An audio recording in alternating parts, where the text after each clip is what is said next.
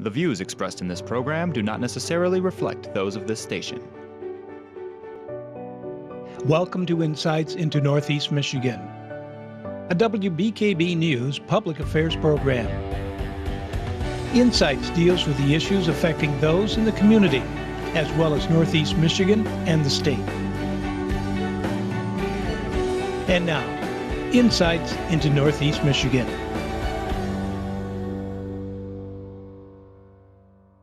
Good morning, everyone, and welcome to another episode of Insights. I'm Erica Fernandez, and I'm joined here today by two special guests, Ben and Ashley Eberly. Thank you guys so much for being here today. Thank you for inviting us. Of course. So today we're talking about how Ben and Ashley are the recipients of a smart home here in Alpena from Tunnel to Towers. So first, Ben, can you tell me a little bit about your military history? When did you first join? Of course. I was in 2005, graduated high school out of Mayo, and I joined when I was 17 out of Alpena here in active duty Army. I served 9 years active duty in Korea and Europe and Middle East and here and there in the U.S.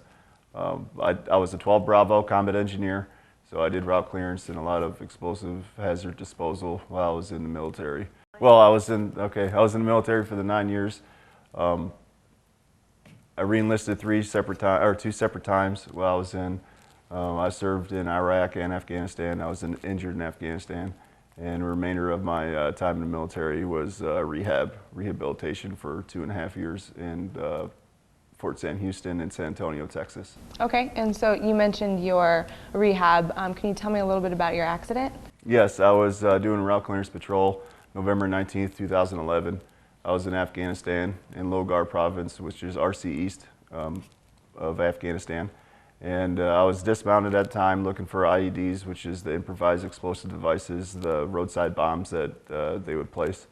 We would just patrol with our vehicles and dismounted and look for them with equipment and just our visual means with eyes and binoculars. I spotted some wires on the ground. I was one of the 3 squad leaders in our platoon. I spotted some wires. I was talking to my platoon sergeant about the mission at the time that I spotted them, and I dispersed them, and I started sweeping visually with my eyes at the time, looking around for a pressure plate or some type of wire. And once I realized there was no pressure plate, I tried leaving, and they detonated it. Either they detonated it or it was a pressure plate. I don't know. They didn't know either when I was injured, but I was hit by an IED when I was dismounted and resulted in triple amputee. I lost both of my legs immediately and most of my right arm. I had my right hand, but they had to amputate that later due to they couldn't control blood loss. So to save my life, they had to amputate it. Wow. But okay. I was, in my opinion, we had Czech Republic Special Forces with us, and their medic was the one that saved my life. He did surgery right then and there in the field, and I strongly believe he was the only reason why I'm here, other than, my immediate surgery after injury. Right, that's incredible. So fast forward to today. Yes. How are you guys involved with Tunnel to Towers? I was in the hospital recuperating in San Antonio, Texas, in the Brooke Army Medical Center. And they have, every weekend, they have a whole bunch of visitors that come through, dignitary people and just, support for the military. And Tunnel to Towers was one of the groups that came through, and they really didn't want to, overflow us with too much information because they knew, I was freshly injured and we have a lot more problems going on.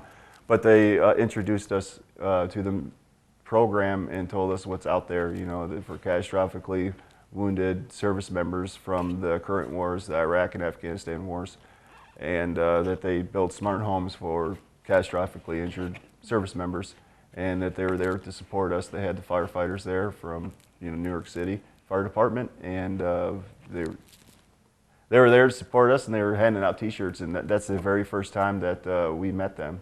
Yeah. And they came to the hospital a few more times because the duration I was there was 6 months initially in the hospital, so that's how we got set up with the program, was when they first came and talked to us.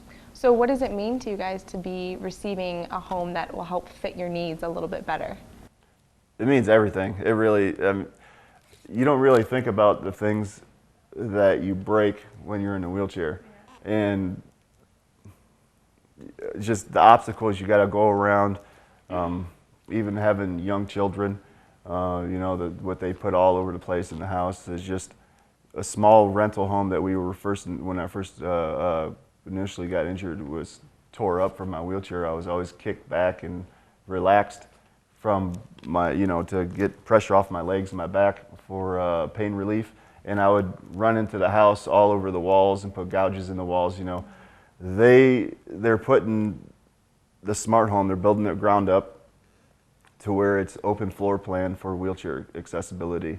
And also to have your family in there, you know, so I can have guests and not be secluded to one room in the house where everybody can fit comfortably.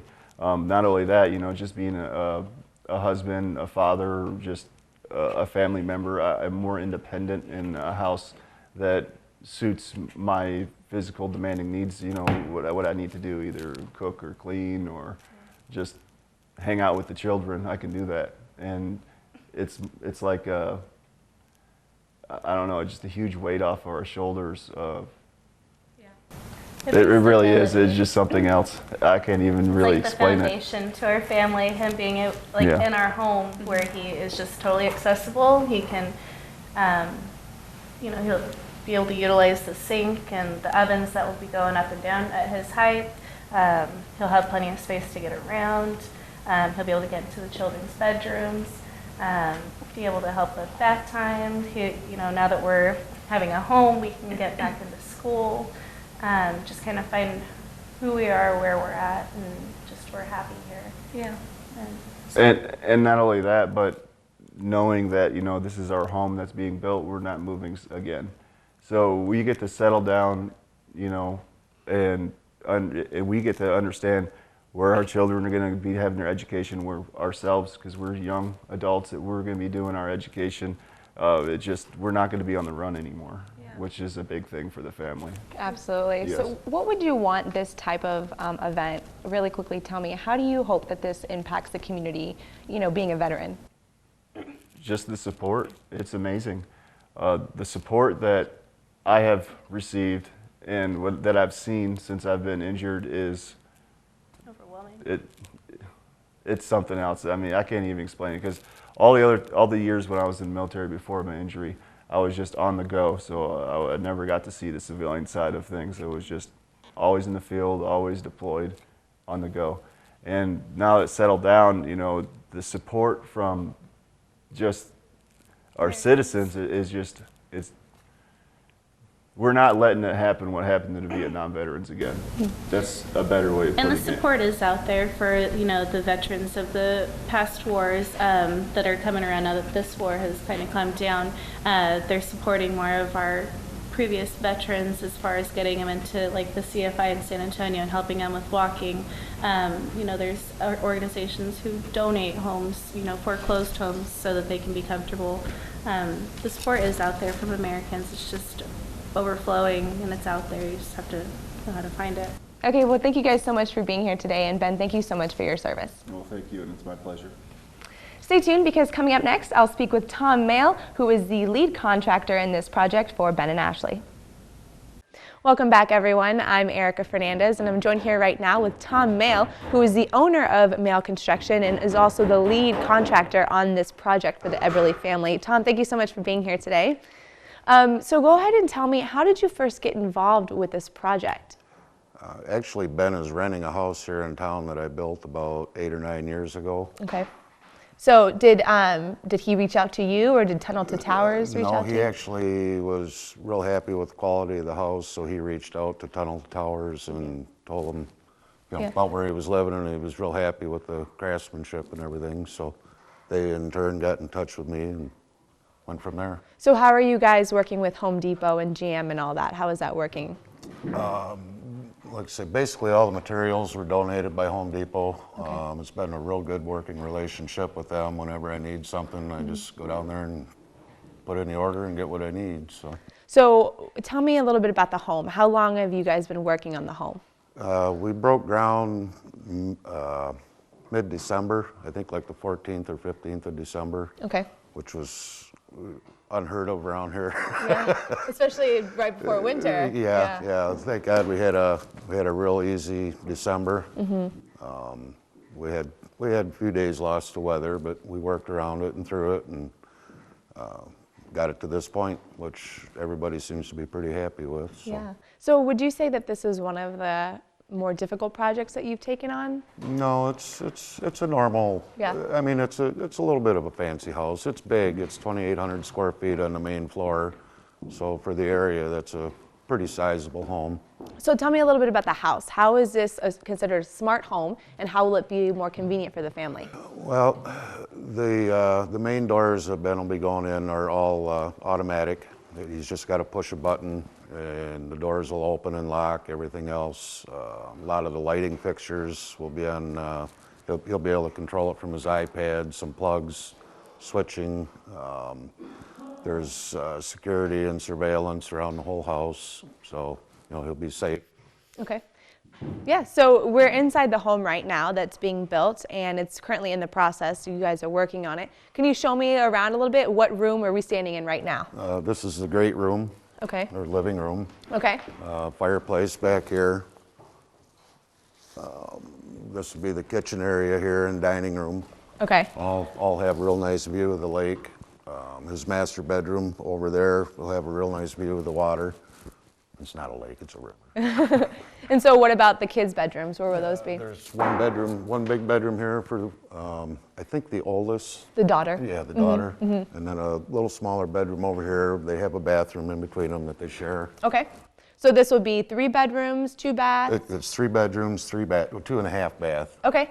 And you mentioned there's also a basement. And how will he get down to the basement? There's an elevator. This is the elevator shaft over here. Okay. And what other types of things will there be available to them to help make it easier to move around? All the doors are 3 foot wide, so he won't have any problem. Every door in the house is big enough for him to get in. All the grades will be coming right up to the doors. He won't have any steps at all to deal with. Yeah. So you mentioned also that it's right, they'll have a good view. How did you guys decide on this location for the home? I actually met Ben out here, and we walked the property and kind of placed the house how he wanted it to sit. So do you hope that this will kind of open the doors in order to help more veterans in the community, or I hope so. It's a great thing that they're doing. I mean, yeah. Have you worked with Tunnel to Towers before? Or no, this is I the first haven't. time? This is the first house this is the first house they've built in Michigan. So Right.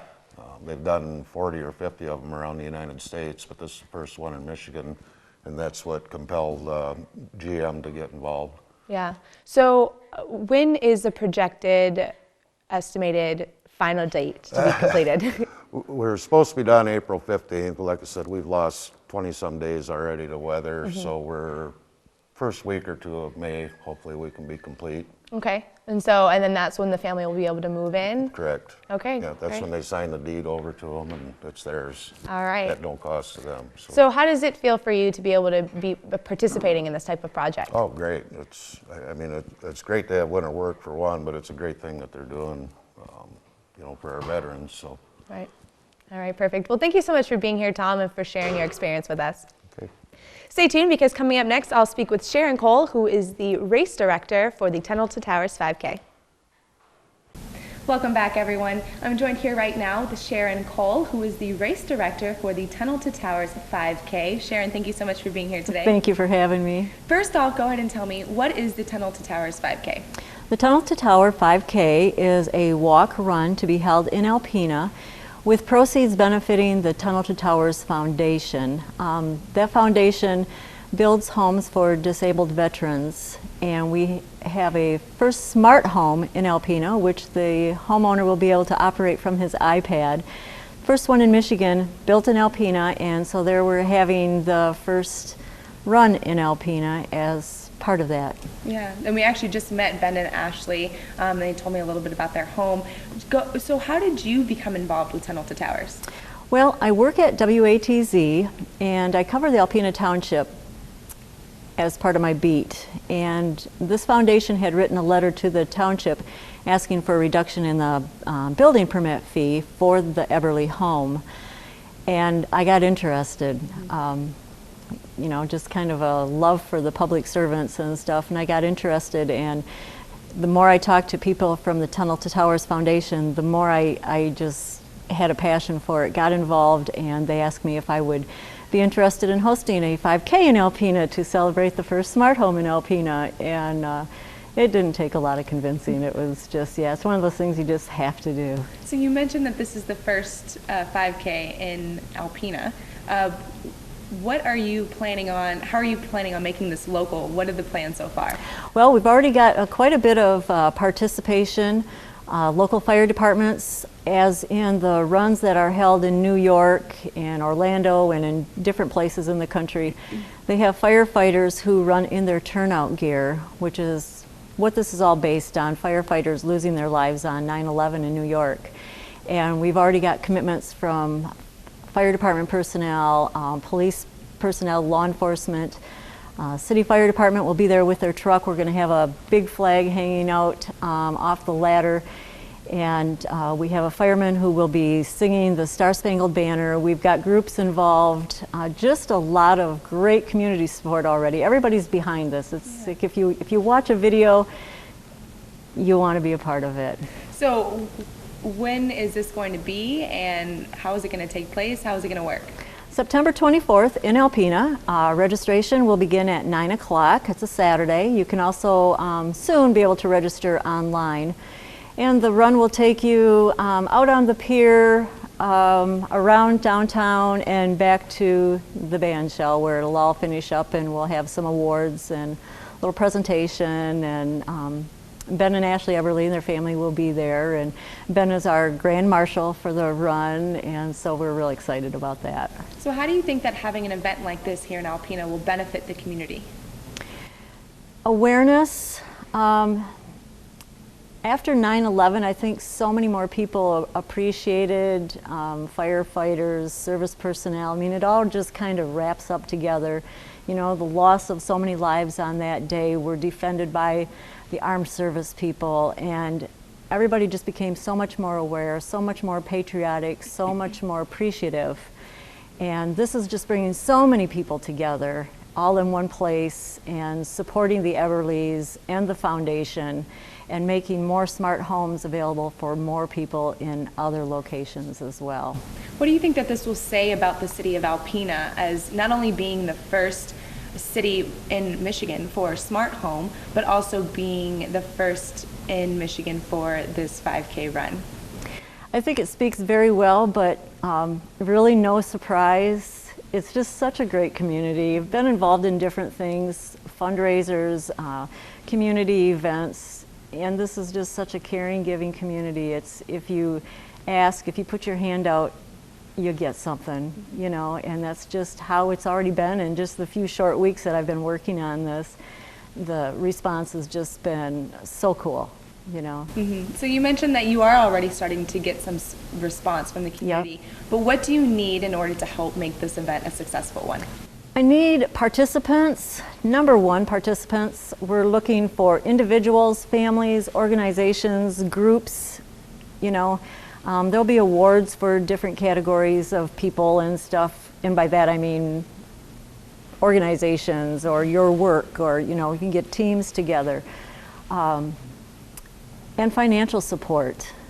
It's, you know, this is all about raising funds for the organization. And so financial support, we're looking for boosters, we're looking for sponsors, underwriters, people who can donate, whether it's water for that day, bottled water for that day, fruit for the runners and walkers, or printing services. You know, there's just, the more you get into it, the more you find that you're going to need and want, you know.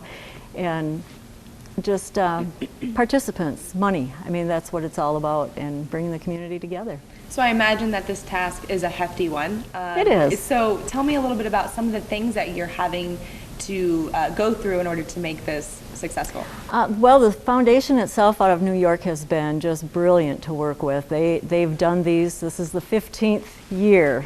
So They've been doing these all over and they have it down pat. So I'm in contact with them on a daily basis. They're sending me things that need to be checked out, need to be done, suggestions, ideas. So it's just right now I'm in the contact people and get the word out and ask for money and this kind of thing. And I'm more than happy to go anywhere and show a video and talk about it and explain a little bit more one-on-one to people. So how did this Tunnel to Towers 5K event get started? On 9/11, the foundation is called the Stephen Siller Foundation, Tunnel to Towers. New York firefighter, had just come off his shift for the day when he got the call that the first tunnel had been hit. He was going golfing with his brothers and he called to his wife and said, you know, call my brothers, tell them we're going to have to reschedule. I've got to go deal with this. And he had 5 children at home.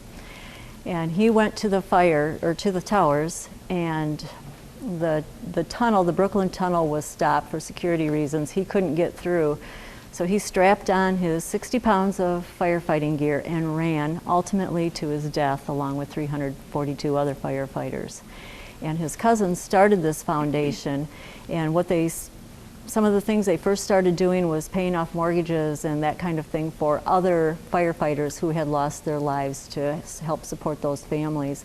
And now it's grown to the military who lost their lives defending the country as a result of 9/11. And it just has grown from there. It's just an amazing foundation. Going through all this paperwork and stuff that they've sent me, over about 93% of all funds raised go directly back into programs. So there's very little of the money that goes to the corporate end of it.